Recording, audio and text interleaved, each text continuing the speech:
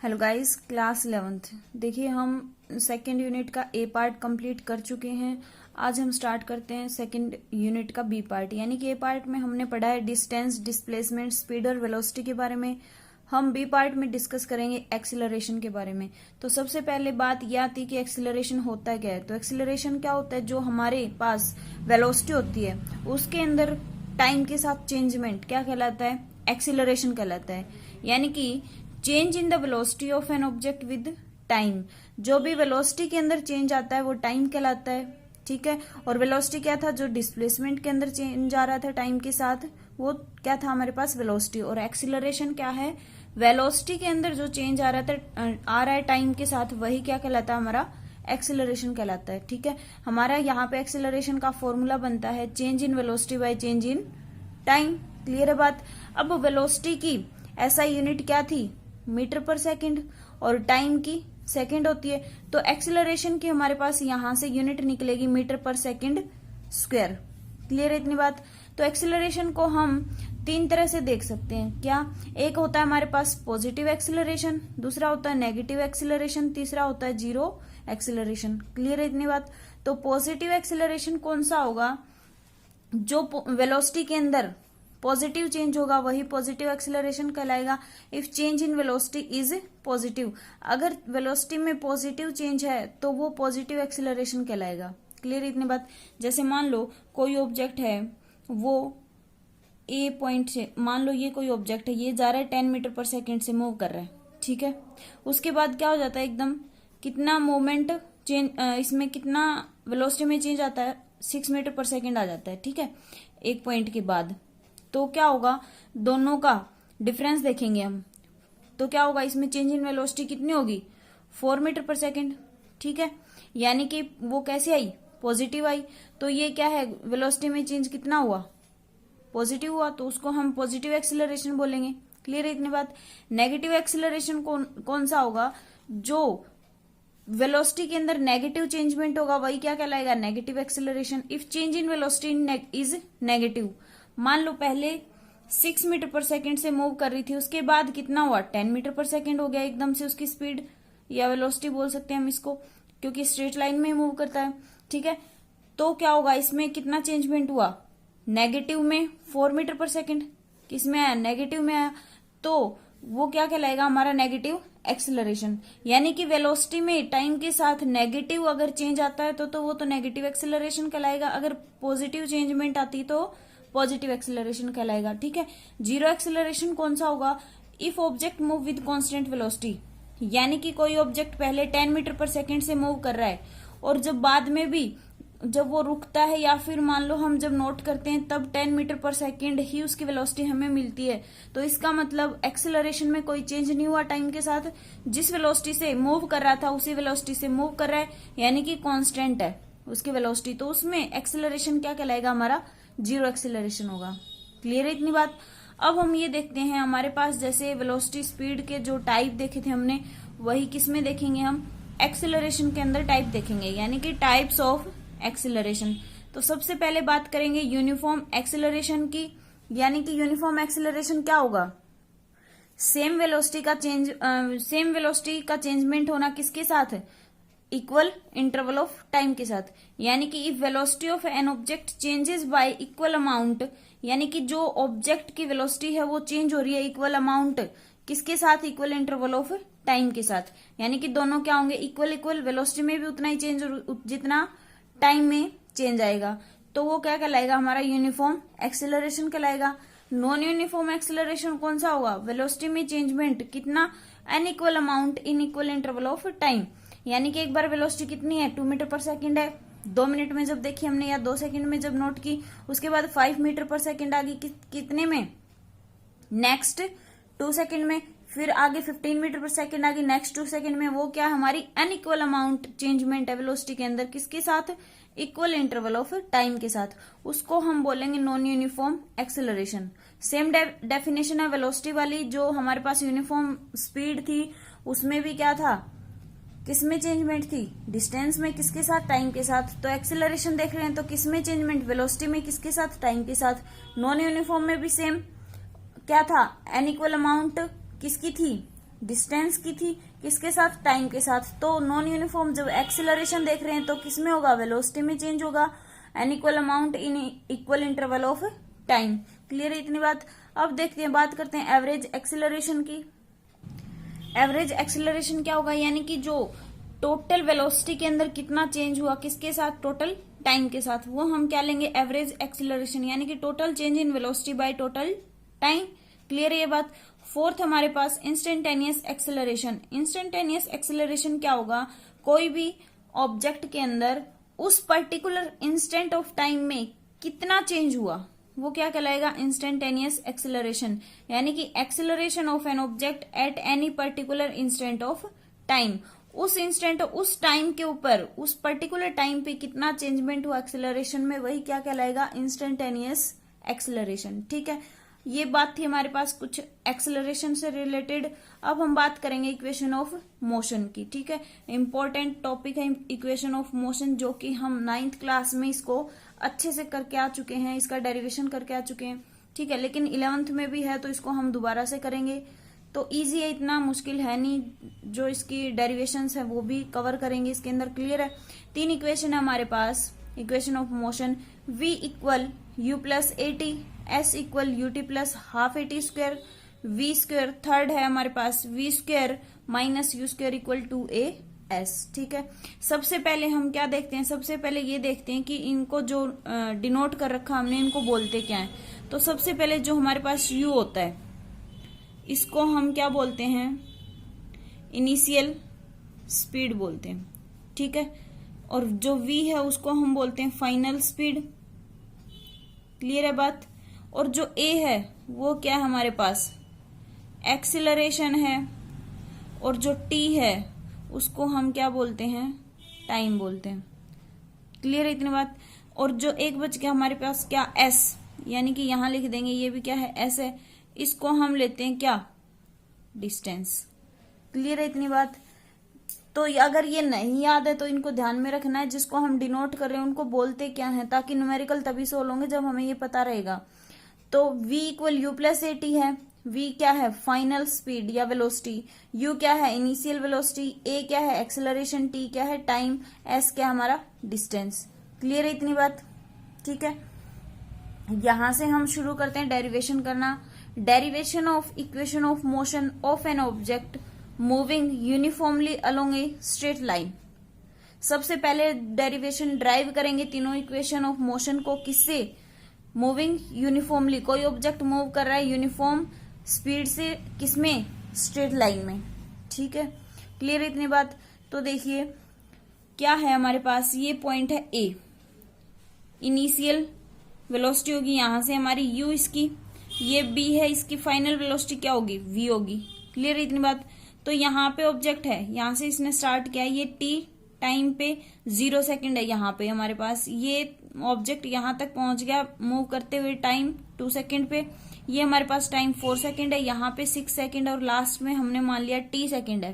Clear है, ए से B पे ऑब्जेक्ट पहुंचता है t सेकंड में, और इसका जो टोटल डिस्टेंस है यहां से यहां तक का, वो मान लिया हमने s है। ठीक है, अब यहां से हम अगर एक्सेलरेशन निकालना चाहें तो हमारे पास एक्सेलरेशन का क्या फॉर्मूला होता है, v बाय टी।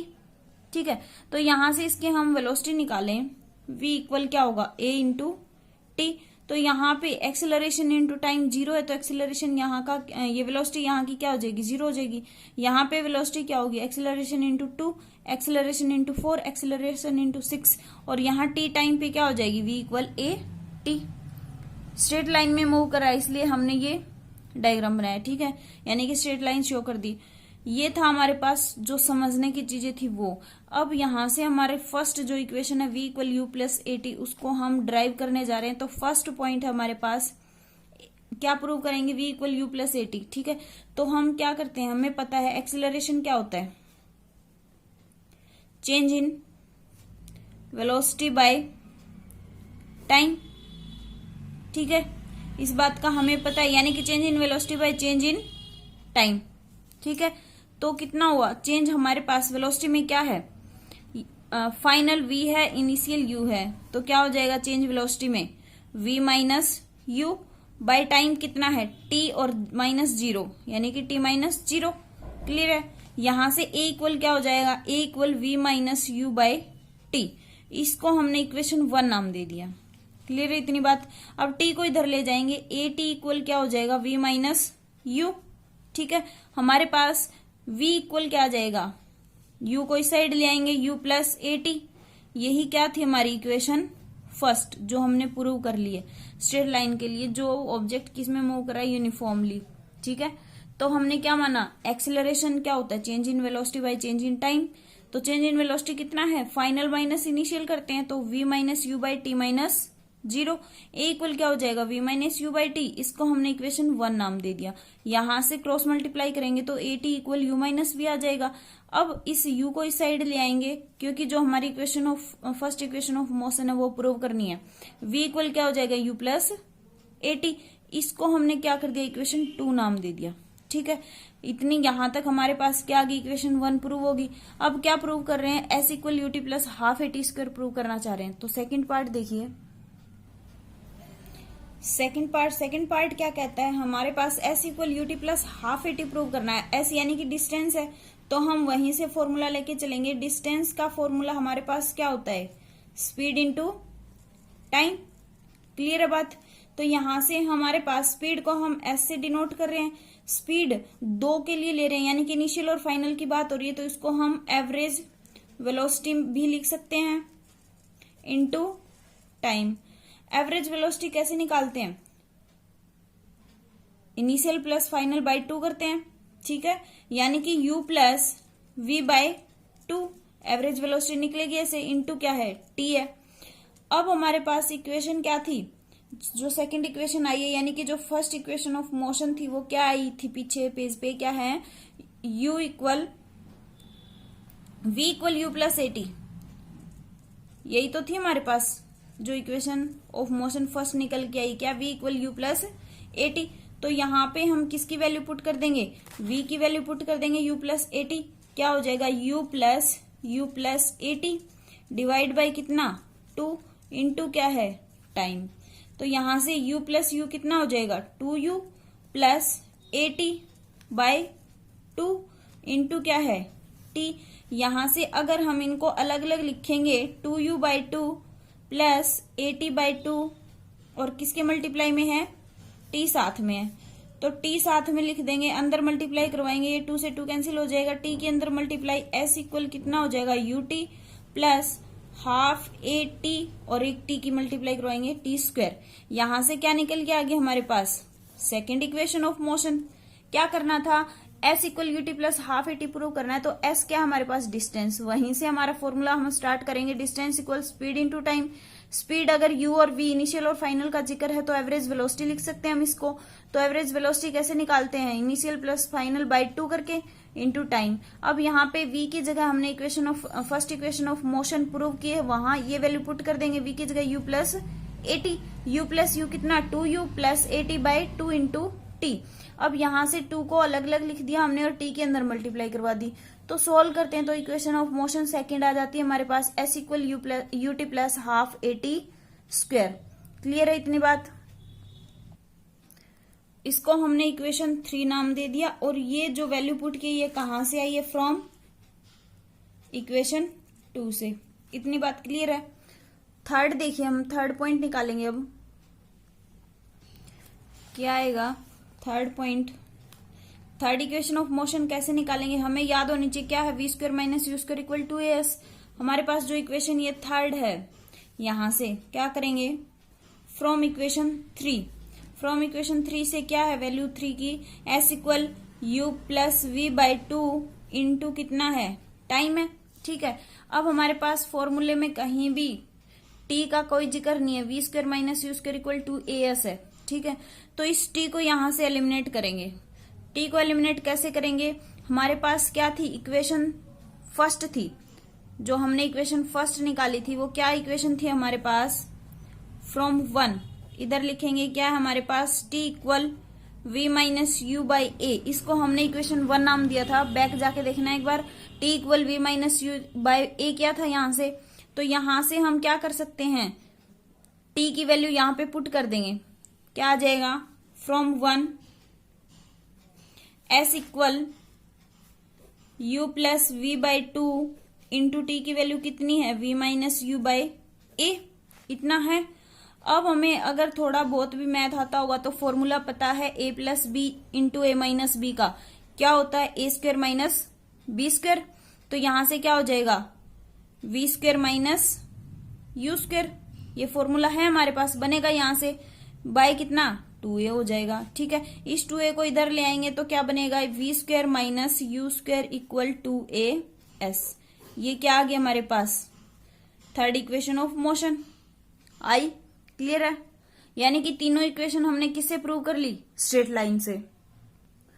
कंफ्यूज होने की कोई जरूरत नहीं है। हमने क्या किया है, फर्स्ट सबसे पहले क्या लिया था, एक्सेलरेशन का, जो एक्सेलरेशन टॉपिक चल रहा है उसी के अंदर इक्वेशन ऑफ मोशन है, वहीं से हमने स्टार्टिंग की है। कहां से, फर्स्ट जो पॉइंट करना शुरू किया है एक्सेलरेशन से, क्या, change in velocity by time, उसमें वैल्यू पुट कर दिए गए, फर्स्ट इक्वेशन आ गया हमारे पास। सेकंड इक्वेशन में क्या प्रूव करना है, S equal UT plus half eighty square, ये क्या है, डिस्टेंस है, तो डिस्टेंस के फॉर्मूले से हमने स्टार्ट कर दिया। अब हमारे पास थर्ड पॉइंट में V square minus you square equal to S prove करना था। तो इक्वेशन जो हमारे पास यहाँ पे थर्ड निकल के आई है, इसमें सेकंड पार्ट में वो लिख दिया हमने S equal you plus V by two into T.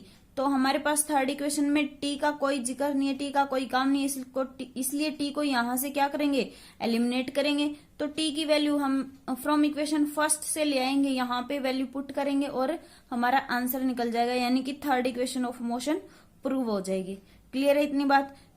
ये तीन इक्वेशन ऑफ मोशन का तो हमने जिक्र कर लिया, लेकिन कई बार न्यूमेरिकल पूछ लिया जाता है किस पे, हमारी फोर्थ इक्वेशन है, यानी कि फोर्थ इक्वेशन कौन सी है, जो nth सेकंड के लिए डिस्टेंस ट्रेवल कितना किया nth सेकंड में ऑब्जेक्ट ने, वो चीज निकलवा लेता है। तो कई बार वो क्या पॉइंट हमारे पास क्या है, नेक्स्ट देखिए, distance travelled by the object in nth second, यानी कि किसी ऑब्जेक्ट ने nth सेकंड में कितना डिस्टेंस कवर किया वो चीज निकालेंगे। ठीक है, तो यहाँ पे हमारे पास ए पॉइंट है, ये हमारे पास बी पॉइंट है। क्लियर है इतनी बात। तो क्या किया हमने, यहां से टाइम स्टार्ट हुआ तो यहाँ क्या कर लिया, टी इक्वल 1 सेकेंड मान लिया, यहाँ पे टी इक्वल 2 सेकेंड मान लिया, यहाँ पे टी इक्वल 3 सेकेंड मान लिया, यहाँ पे टी इक्वल 4 सेकेंड मान लिया, ये हमारे पास क्या है, टी इक्वल 5 सेकेंड, और ये क्या हमारे पास टी इक्वल n सेकेंड, या हाँ n सेकेंड मान लो, 6 सेकेंड कुछ भी, तो वो 6 पॉइंट क्या हो जाएगी हमारी nth सेकेंड हो जाएगी, 6 जो सेकेंड आएगी वो। क्लियर है इतनी बात। तो हम क्या मान रहे हैं, यहां से ये वाली जो टोटल डिस्टेंस है इसको हमने क्या नाम दे दिया, एस एन नाम दे दिया, यानी कि nth सेकेंड के लिए ये डिस्टेंस है इतनी हमारी टोटल। ठीक है, n सेकेंड के लिए। अब क्या करते हैं, हम ये मान लेते हैं यहां तक हमारा 5th सेकेंड तक क्या है, एस एन माइनस 1 सेकेंड है, कहां से कहां तक का, ये वाला 5th पॉइंट तक। ठीक है, जो बच गया ये 5th से n तक के बीच का जो डिस्टेंस बच गया, ये कितना बचेगा, यही निकालना है हमें nth सेकेंड के लिए कितना डिस्टेंस है। ठीक है, क्लियर है बात। तो इसको हम मान लेते हैं क्या, dn मान लेते हैं। ठीक है, कि ये डिस्टेंस कितना बच गया हमारा, dn, यानी कि dn को हम कैसे रिप्रेजेंट कर सकते हैं, यहां से dn कितना होगा, टोटल sn में से sn माइनस 1 माइनस होगा तो dn बच जाएगा हमारे पास, यानी कि sn माइनस 1, ये हमारे पास dn आएगा। यानी कि टोटल में से अगर n माइनस 1 का डिस्टेंस माइनस करते हैं तो हमारे पास कितना बच जाएगा, dn बच जाएगा। क्लियर है इतनी बात। तो देखिए हमारे पास डिस्टेंस का कौन सी इक्वेशन थी, डिस्टेंस वाली सेकंड इक्वेशन ऑफ मोशन थी, s equal u t plus half a T square, ये वाली थी कौन सी, डिस्टेंस की इक्वेशन। ठीक है, अब क्या है हमारे पास, जो t है उसकी जगह पे हम क्या ले रहे हैं, एक बार तो n ले रहे हैं। ठीक है, जो टाइम हमारा, एक बार तो हम उसकी जगह पे n ले रहे हैं, एक बार उसकी जगह पे n माइनस 1 ले रहे हैं। तो क्या करेंगे, यहाँ पे इस इक्वेशन में t की जगह पे क्या करेंगे, n पुट कर देंगे, और इस इक्वेशन में पुट करेंगे वैल्यू फिर एस एन की। ठीक है, फिर क्या करेंगे, टी की जगह पे n माइनस 1 पुट करेंगे और फिर उसमें से इसको माइनस करवा देंगे, तो हमारे पास क्या वैल्यू आ जाएगी, dn की वैल्यू आ जाएगी। ठीक है, और dn है क्या हमारे पास, यहाँ पे dn equal distance travelled by the object in nth second. Clear है इतनी बात। यानी कि वो डिस्टेंस जो nth सेकंड में कवर किया है वो dn है हमारे पास। तो टोटल डिस्टेंस sn है, उसमें से s-1 माइनस होगा तो कितना बच जाएगा, dn बच जाएगा, जो कि nth सेकंड के लिए हमने डिस्टेंस निकालना है किसी भी ऑब्जेक्ट का। क्लियर है इतनी बात? ठीक है, तो अब हम देखते हैं इसको कैसे सोल्व करेंगे। यानी कि dn के इक्वल क्या है, sn माइनस 1, और n की जगह पे क्या पुट करना है हमें, t की जगह पे n पुट करना है। तो dn इक्वल क्या हो जाएगा, n की जगह पे s equal ut plus half a t square है, तो t की जगह n पुट करेंगे, क्या आ जाएगा, un plus half a n square, ये आ जाएगा माइनस। अब n की जगह पे क्या पुट करना है, n-1 पुट करना है, तो u into n-1 plus half a into n-1 square, ये चीज आ गई। क्लियर है बात? अब इसको सोल्व कर देंगे तो क्या आ जाएगा, un plus half a n square, ये तो हमने यू का यू लिख दिया, माइनस अंदर मल्टीप्लाई करवा देंगे इसकी, u की क्या आ जाएगा, पहले माइनस लगा देते हैं, un-1 माइनस माइनस और प्लस माइनस हो जाएगा, माइनस हाफ ए इंटू n-1 स्क्वायर, ये आ गया हमारे पास इक्वेशन। अब इस u के अंदर मल्टीप्लाई क्या आ जाएगा, un plus half a n square minus un, minus और माइनस क्या हो जाएगा, प्लस u, माइनस क्या है, हाफ a, और इसकी n-1 के होल स्क्वायर खोलेंगे, ये भी फॉर्मूला हमारे पास क्या है, a square n square plus 1 minus 2n, यानी कि a square plus b square minus 2a भी, ये है। अब इसके अंदर मल्टीप्लाई करवाएंगे, क्या आ जाएगा, यहां से dn equal un plus half a n square minus un plus u, अब इसकी माइनस हाफ ए के अंदर multiply, minus half a n square minus half a plus 1 क्या हो जाएगा, माइनस हाफ ए, माइनस और माइनस क्या हो जाएगा, प्लस 1/2 a इंटू 2n, तो 2 से 2 कैंसिल हो गया, इतना क्लियर है। अब देखिए un से un cancel, half a n square से half a n square cancel, तो क्या बचा यहां से, ये क्या हमारे पास क्या बचेगा, देखिए dn equal u minus a/2 plus क्या बचेगा यहाँ पे an, यह आया हमारे पास किसकी value, dn equal u minus half plus an। तो इसको थोड़ा और सिंप्लीफाई करते हैं तो क्या वैल्यू आ जाएगी, dn इक्वल u माइनस नहीं प्लस हाफ कॉमन ले लेते हैं, इसमें से क्या आ जाएगा, अंदर क्या बचेगा, माइनस का 1, और इधर से an है, यहाँ पे 2 है नहीं, तो मान लेते हैं हम 2 को ऊपर और 2 को नीचे डिवाइड करवाते हैं, मल्टीप्लाई करवाते हैं ऊपर नीचे, तो क्या हो जाएगा, a/2 यहां से बाहर आएगा, क्या बच जाएगा, प्लस 2n। क्लियर है इतनी बात? ठीक है, अब क्या करते हैं, इसको -1 को बाद में लिख देते हैं, तो dn equal u plus a/2 2n-1, ये क्या आ गया हमारे पास, nth सेकंड के लिए ऑब्जेक्ट की डिस्टेंस, यानी कि यहाँ पे हमारे पास वैल्यू दे देगा u की, a की, n की, तो dn निकालना होगा। ठीक है, इस बेस पे न्यूमेरिकल पूछे जाते हैं कई बार, तो इसको थोड़ा सा अच्छे से कर लेना। क्लियर है? तो यही चारों इक्वेशन ऑफ मोशन थी जिनको हमने स्ट्रेट लाइन के लिए प्रूव कर लिया है। ग्राफिकल मेथड और इंटीग्रल मेथड का हम नेक्स्ट वीडियो में जिक्र करेंगे और कुछ ग्राफ प्लॉट करेंगे। तो इतना था, ये चारों इक्वेशन ऑफ मोशन को अच्छे से स्ट्रेट लाइन के लिए अगर पहले करेंगे तो समझ आएगी, नहीं तो अगर आप ग्राफिकल और उसका दूसरा कैलकुलस मेथड यूज करेंगे तो वो बिल्कुल समझ नहीं आएगा। उससे पहले आपको क्या करना है, स्ट्रेट लाइन के लिए अच्छे से इसको डेरिवेशन को करके देखना है रफ नोटबुक में। कई बार जब सोल्व करके देखेंगे तो थोड़ा सा आपको समझ आएगा। क्लियर है इतनी बात? Thank you.